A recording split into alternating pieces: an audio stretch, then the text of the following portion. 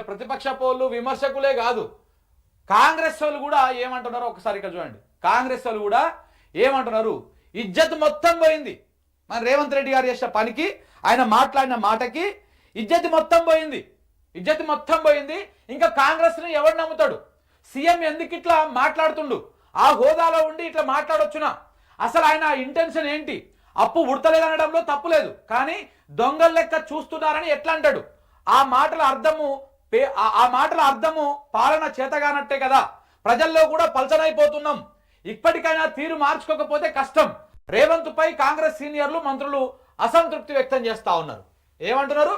ఇటు ప్రతిపక్ష పార్టీ వాళ్ళు ప్రజల నుంచి వస్తున్న డిమాండే కాదు, సొంత పార్టీ వాళ్ళు కూడా ఏమంటున్నారు? ఇజ్జత్ మొత్తం పోయింది, ఇజ్జత్ మొత్తం తీసినావు నువ్వు, ఇట్లయితే కష్టము, ఈ రకంగా నువ్వు మాట్లాడితే కష్టము. అసలు ఈయన ఇంటెన్షన్ ఏంది? ఇప్పుడు ఇట్లా మాట్లాడిన తర్వాత కాంగ్రెస్ పార్టీని ఎవడు నమ్ముతాడు? తెలంగాణలో కాదు, దేశంలో కూడా ఎవడన్నా నమ్ముతాడా? ఇప్పుడు ఈయన మాట్లాడిన మాటలు ఓన్లీ తెలంగాణకే పరిమితం అయితే నేషనల్ మీడియా చూపిస్తలేదా? ఈయన భాగవతం మొత్తం నేషనల్ మీడియా కూడా చూపిస్తుంది కదా. ఇగో రేవంత్ రెడ్డి కాంగ్రెస్ ముఖ్యమంత్రికి ఇట్లా మాట్లాడిండు అని. దేశం మొత్తంలో కాంగ్రెస్ ఇజ్జత్ పోతుంది, పోయింది ఆల్రెడీ. ఈయన గతంలోనే అదానితో సంబంధాలు పెట్టుకొని రాహుల్ గాంధీకి తలకాయ లేపుకోకుండా చేసిండు, ఆడ తలెత్తకుండా చేసిండు. సో ఇప్పుడు ఇట్లా మాట్లాడి ఇప్పుడు కూడా అలాగనే చేస్తున్నాడు. నమ్మి నానబోస్తే పుచ్చి బూర్లైనట్టుగా నమ్మిలకు అధికారం ఇస్తే మొత్తం ఆగం పంచకంతం చేసి కూర్చున్నారు అన్నమాట.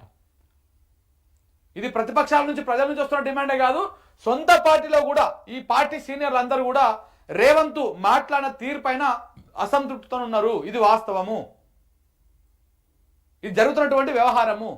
అసలు ఇంటెన్షన్ ఏంటి నేను చెప్తా. ఇప్పుడు ఇంటెన్షన్ ఏంది? కాంగ్రెస్ పార్టీని ఎంత వీలైతే అంత బర్బాద్ చేయాలి. కాంగ్రెస్ పార్టీని ఎంత వీలైతే అంత బర్బాద్ చేయాలి. ఈయన ఈ ఒక్కసారి ఇంకా ముఖ్యమంత్రిగా ఉండేది, మళ్ళా ముఖ్యమంత్రి అయ్యేది లేదు, మళ్ళా ఈయన కుర్చీలో కూర్చునేది లేదు. కానీ ఆయనకు మాత్రం ఒక పదవి మాత్రం ఉంటుంది. అసలు రేవంత్ రెడ్డి టార్గెట్ ఏం తెలుసా? కాంగ్రెస్ పార్టీ 5 సంవత్సరాలు అధికారంలో ఉంటుంది. రాహుల్ గాంధీకి కానీ, సిడబ్ల్యూసీకి కానీ, కాంగ్రెస్ పార్టీ అధిష్టానానికి కానీ రేవంత్ రెడ్డిని మార్చేసి ఇంకొక సీఎంను కూర్చోబెట్టే దమ్ము, ధైర్యం లేదు వాళ్ళకి. ఒకవేళ ఆయనను మారిస్తే ఏమవుతుంది? పార్టీ ఎంత అతలాకుతలం అయిపోతుంది. ఆయనకు సపోర్ట్ చేస్తున్నటువంటి మోడీ కానీ, చంద్రబాబు నాయుడు కానీ, ఆయన మీడియా కానీ ఏ రకంగా రాజకీయ అనిశ్చితి ఏర్పడుతుంది రాష్ట్రంలో, ఏ రకంగా కుట్రలు పండుతారో తెలుసు కాంగ్రెస్ పార్టీకి. కాబట్టి ముట్టుకుంటలేదు. ఒకవేళ ఆయన మారిస్తే మొత్తం ఆగం అవుతుంది. అందుకనే రేవంత్ రెడ్డి ఏం చేస్తున్నాడు? ఎట్లా కాంగ్రెస్ పార్టీ మళ్ళీ అధికారంలోకి రాదు. ఎందుకంటే నోటికి వచ్చిన హామీలన్నీ ఇస్తే మేము ఎన్ని హామీలు ఇవ్వాలో అన్ని హామీలు ఇస్తే ప్రజలను నమ్మిస్తే ఇచ్చిన హామీలల్లా 1% కూడా మనం నెరవేర్చకపోతే, 100 హామీలు ఇచ్చి ఒక్కటి కూడా నెరవేర్చకపోతే, 420 హామీలు ఇచ్చి 4 హామీలు కూడా పూర్తి స్థాయిలో నెరవేర్చకపోతే. సో కాబట్టి ఇప్పుడు ప్రజల దగ్గరికి మళ్ళా కాంగ్రెస్ గుర్తుతో పోతే గెలవం మనం. కాబట్టి మనకు అధికారం ఇచ్చారు కాబట్టి ఈ 5 సంవత్సరాలు ఎట్లడో అట్లా ఉండాలి, ఏదో ఒక రకంగా అయిపోగొట్టుకోవాలి. ఇది అయిపోయినాక నాకున్నటువంటి రాజకీయ విశ్లేషణ అవగాహనతో చెప్తా ఉన్నా, రేవంత్ రెడ్డి కాంగ్రెస్ పార్టీలో కొనసాగాడు ఆఫ్టర్ 5 ఇయర్స్.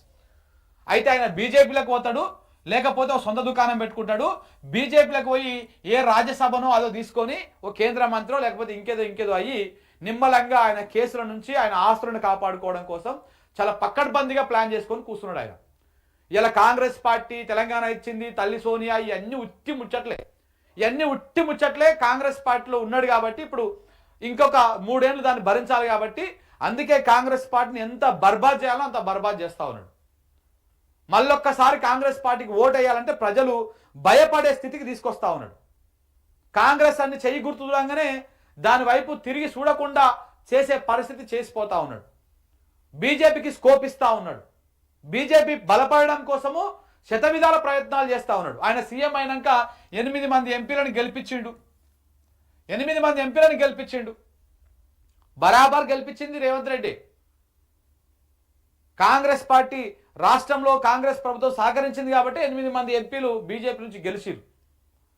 ఇలా కాంగ్రెస్ బీజేపీ మిలాఖత్ అయింది కాబట్టి ఈ వ్యవహారం నడిచింది.